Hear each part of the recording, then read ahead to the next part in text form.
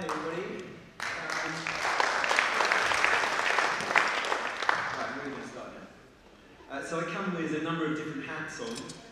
I work for the 10-10 campaign 1 day a week as the councils coordinator. We've got 180 councils across the country signed up to reducing their emissions by 10% starting in 2010. And that means that 46% of the UK population is covered by 10-10 councils. So that's one of my hats. Another of my hats is for my sins. I was a Liberal Democrat councillor until May 2010, so for the last 4 years, and Camden CAN champion, so here in this wonderful borough. And I spent a lot of time working with all the political parties on ways to move the tanker, or Titanic as I sometimes call it, that is Camden Council onto a more sustainable path. And we, I think, did a lot to change stuff, and more on that in a minute.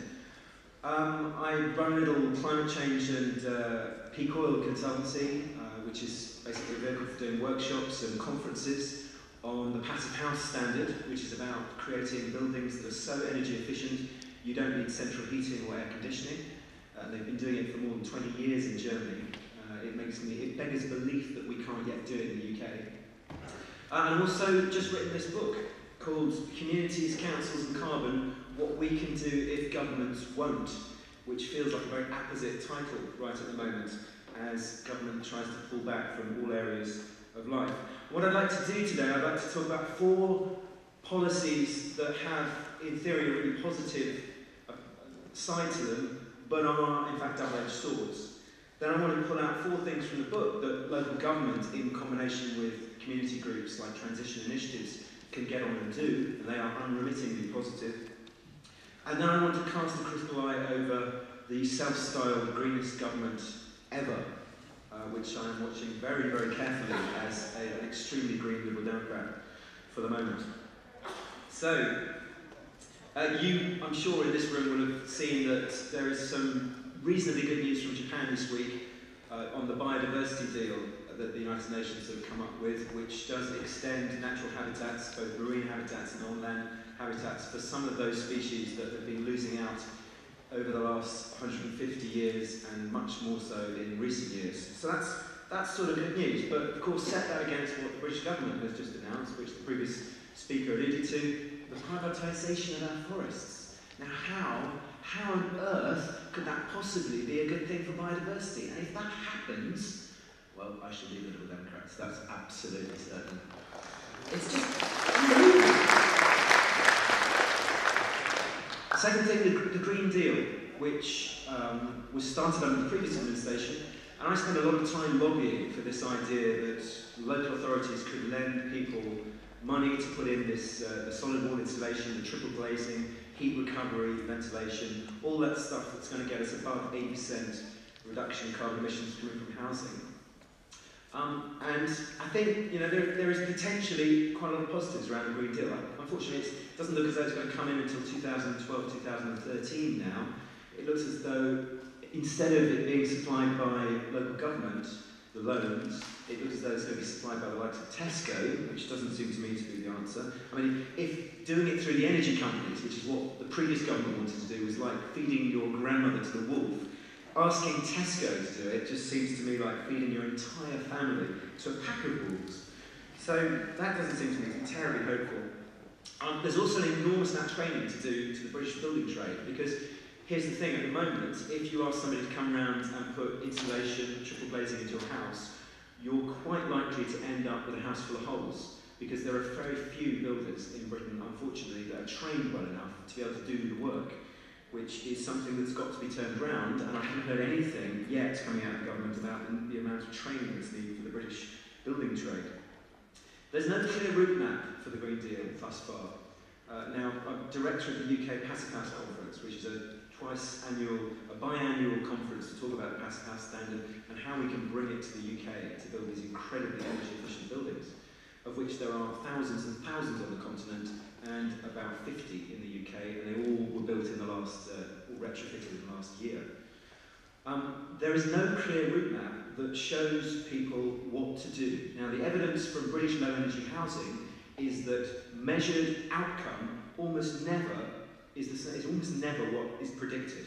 Whereas the evidence from Germany and abroad, where they're building to the passive house standard or something like it, is that measured outcome is always the same as predicted outcome, if not better. So for the moment, there doesn't seem to be any clear route map, but probably the worst thing about the Green Deal, as far as I'm concerned, is that I'm worried that it won't actually reduce energy demand.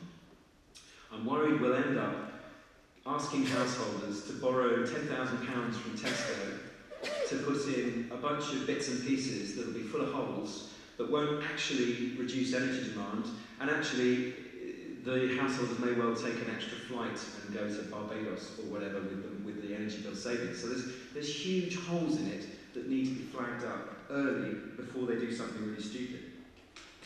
The next thing, offshore wind. Well, you probably know that one day last month Britain got 10% of electricity from wind, which is a fantastic piece of news. However, and this week, Chris Huhne announced some subsidies for putting in more wind turbine facilities here in the UK.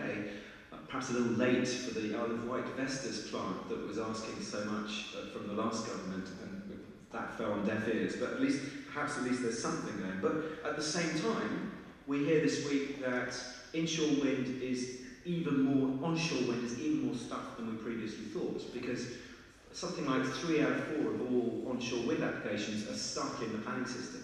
They're not moving because of local communities saying, no, we don't want it. And that's completely understandable, because how do we do wind in this country?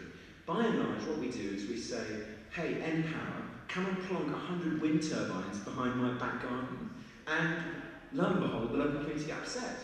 But if you go to Denmark, almost every single wind farm in Denmark is a cooperative. It's owned by the local people. So they get a financial incentive from the electricity that's being produced in their backyard.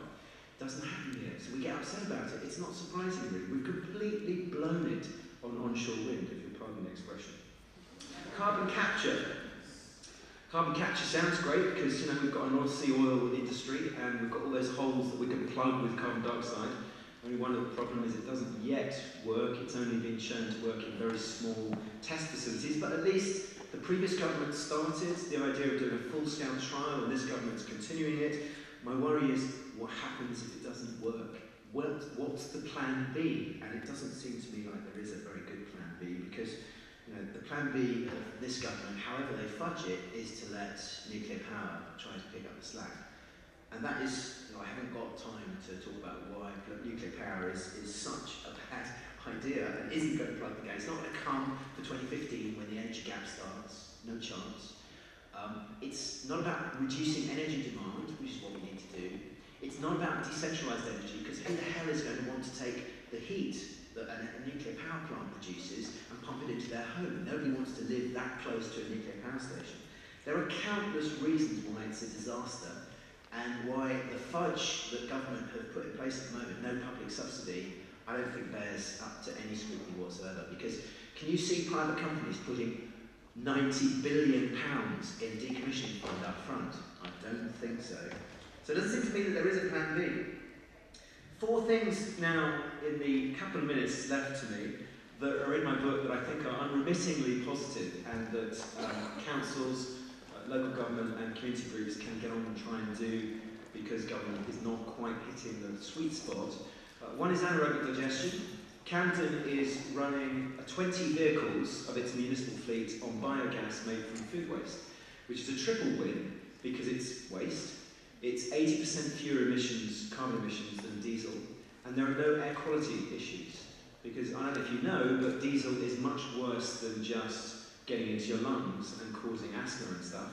The tiny soot particles get into your bloodstream as well and cause all sorts of diseases, and they prevent children in urban areas from fully expanding their lungs. So there are lots of reasons why we need to stop using diesel, and producing biogas from food waste seems to me to be an excellent one. Second, car clubs. My vision is that every street, both in urban areas and in local areas, should have a car club.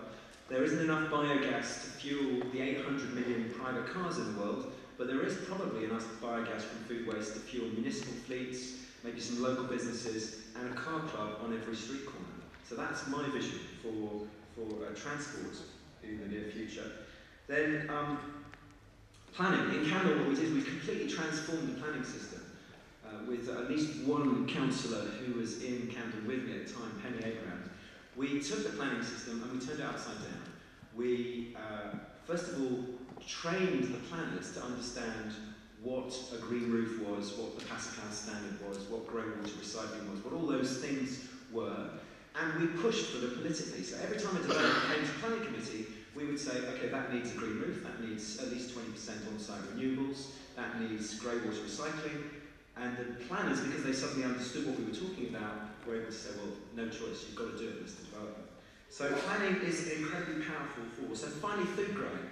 When I asked Camden Council officers to introduce a programme of encouraging people to grow food, they said no, because there are no clear carbon reductions. You can't sort of count the CO2 that's going to be reduced every time somebody grows their food.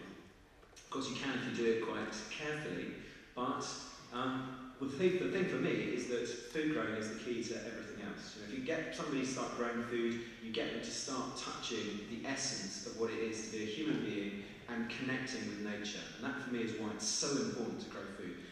I wanted to critique the current government, but I've run out of time.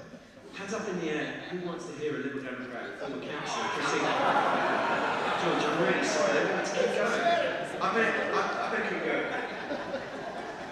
So all of those things add up to some great reasons why local governments can actually do a huge amount to combat climate change and to prepare for the end of cheap oil, in combination with community groups. And one of my other hats is that I'm one of the joint coordinator of Transition Belsize, which is one of the 10 transition initiatives now in Camden alone. So it's really picking up speed. But at the same time, the government's cutting local government by 25%. So how does that stack up? How is it going to be possible in a few years' time to say, I've got a sustainability officer, when government grants have been cut by 25% and the so-called Taxpayers Alliance, who the hell do they really represent, are jumping up and down and saying, you know, it's a waste of money in this day and age. It just seems to me to be about biting off your arm to not feed your foot, if you'll pardon the extremely mixed metaphor. There seems to be a mystical belief that green business is going to rise to the rescue. Now, I believe in green business, green small business, I don't believe in green big business, but I'm not sure that anything they've put in place at the moment, or anything they're talking about putting in place, really is going to rise to the rescue. It's just about business taking over lots of things that are being done today. We've still got, despite the financial crisis, which I don't think is over by any means, I think it's going to come back to bite us again very soon, because all of that money is simply holding unreal assets up in the air. You know, currencies, they don't really exist. There's no real substance to that. The housing market, there's nothing real behind it. The City of London, it's just, and still is, a bunch of banker gamblers. And Middle England is still full of stock market and housing market speculators. Until we turn that upside down, we are not going to get the sort of change we need to start to live in tune with nature rather than against nature. Thank you for listening.